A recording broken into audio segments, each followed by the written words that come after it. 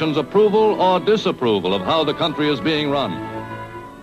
Gallup and Roper rejected Bernays' view that human beings were at the mercy of unconscious forces and so needed to be controlled. Their system of opinion polling was based on the idea that people could be trusted to know what they wanted. They argued that one could measure and predict the opinions and behaviour of the public if one asked strictly factual questions and avoided manipulating their emotions. Well, how about this one? Do you think Franklin D. Roosevelt's New Deal has been bad for the nation in general? No, that question's loaded. It automatically suggests an answer. Well, how about this? Is your present feeling toward President Roosevelt one of general approval or general disapproval? That's better. Prior to scientific polling, the view of many people was that you couldn't trust public opinion. It was irrational, that it was ill-informed, it was chaotic, unruly, and so forth. And so that opinion should be dismissed. But with scientific polling, I think it established very clearly that people are rational, that they do make good decisions, and this offers democracy a chance to be truly informed by the public, giving everybody a voice in the way the country is run. I know my father wouldn't necessarily say the voice of the public is the voice of God, but he did feel very much that the voice of the people is a rational voice and should be heard. What Roosevelt was doing was forging a new connection between the masses and politicians. No longer were they irrational consumers who were managed by sating their desires. Instead, they were sensible citizens who could take part in the governing of the country. In 1936, Roosevelt stood for re-election. He promised further control over big business. To the corporations, it was the beginning of a dictatorship.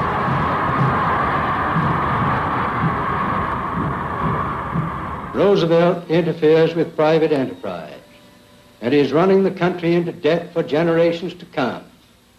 The way to get recovery is to let business alone. But Roosevelt was triumphantly re-elected.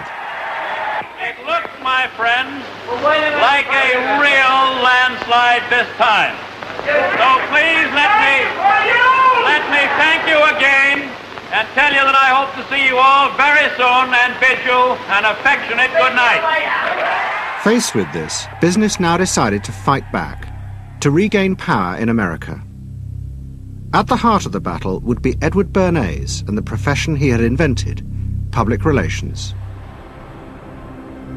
Following that election, business people start to get together and start to carry on discussions, primarily in private, and they start talking to each other about the need to sort of carry on ideological warfare against the New Deal and to sort of reassert the sort of connectedness between the idea of democracy on the one hand and the idea of privately owned business on the other.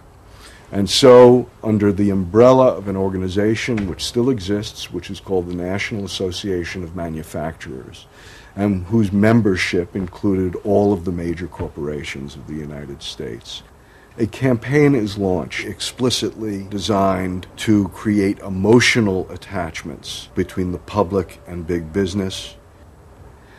It's Bernays' techniques being used on a grand scale. I mean, totally.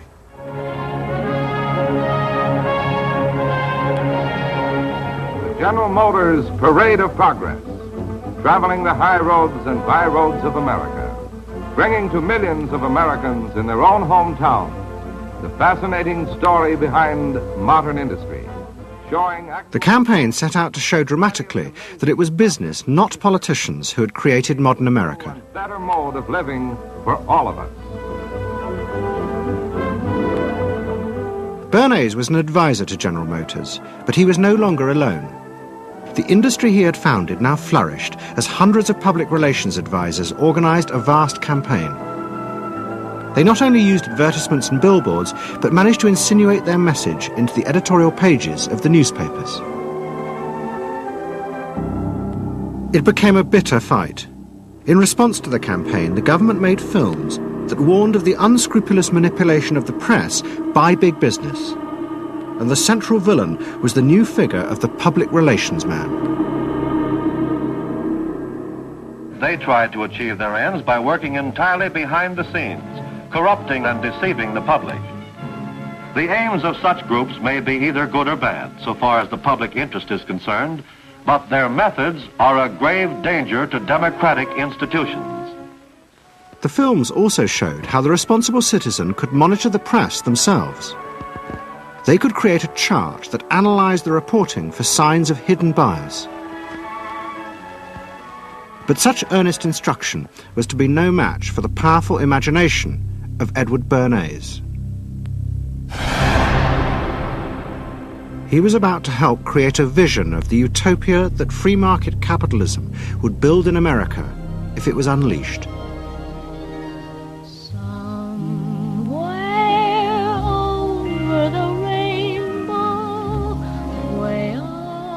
In 1939, New York hosted the World's Fair.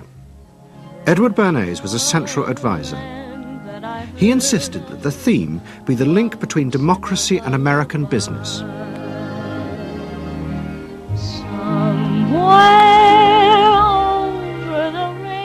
At the heart of the fair was a giant white dome that Bernays named Democracy. And the central exhibit was a vast working model of America's future, constructed by the General Motors Corporation.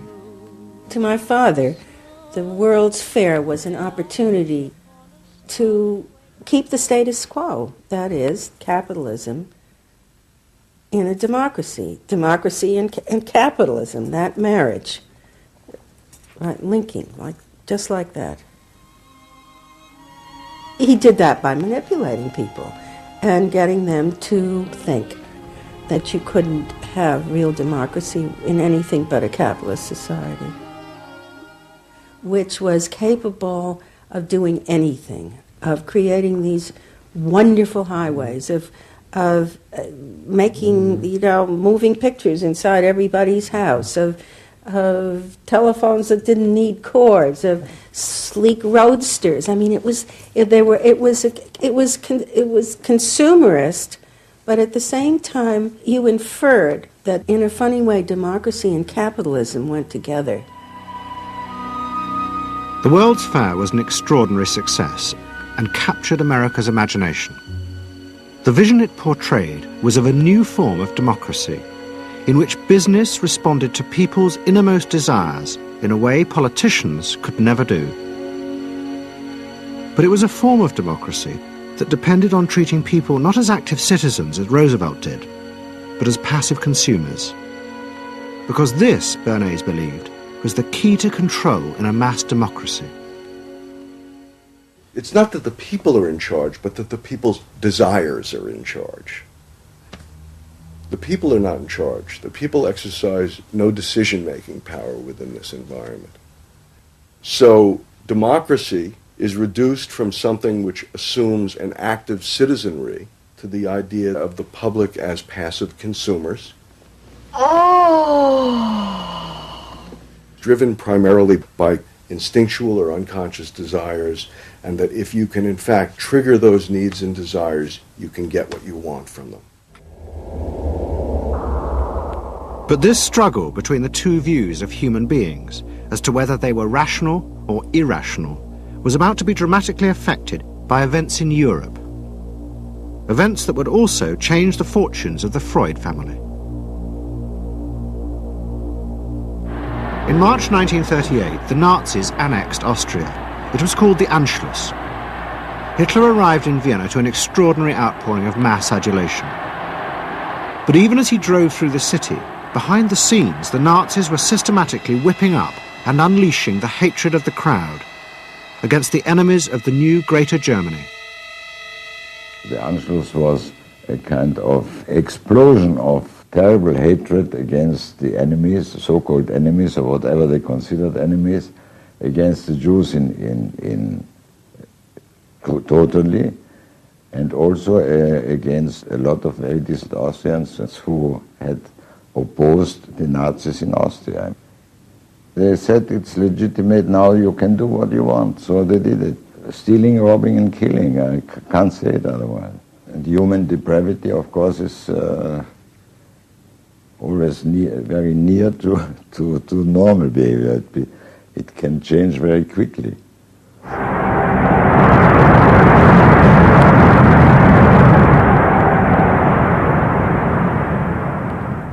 As the violence and assassinations raged in Vienna, Freud decided he had to leave.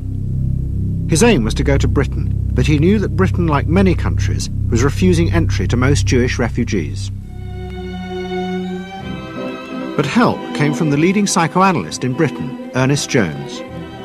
He was in the same ice skating club as the Home Secretary, Sir Samuel Hoare, and Jones persuaded Hoare to issue Freud a British work permit.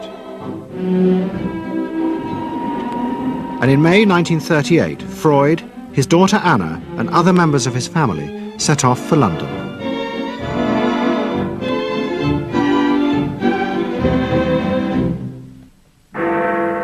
Freud arrived in London as Britain was preparing for war, and he settled with his daughter Anna in a house in Hampstead. But Freud's cancer was now far advanced, and in September 1939, just 3 weeks after the outbreak of war, he died.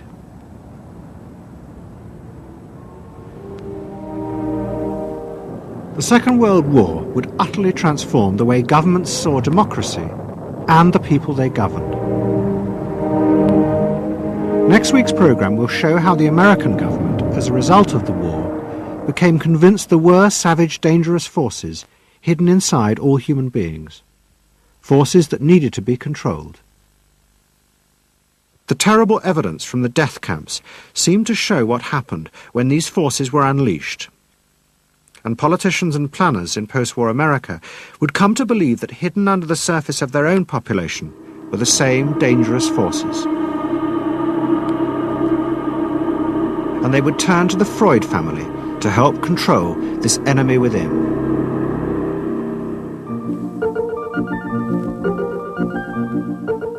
And ever adaptable, Edward Bernays would work not just for the American government, but the CIA. And Sigmund Freud's daughter, Anna, would also become powerful in the United States, because she believed that people could be taught to control the irrational forces within them. Out of this would come vast government programs to manage the inner psychological life of the masses.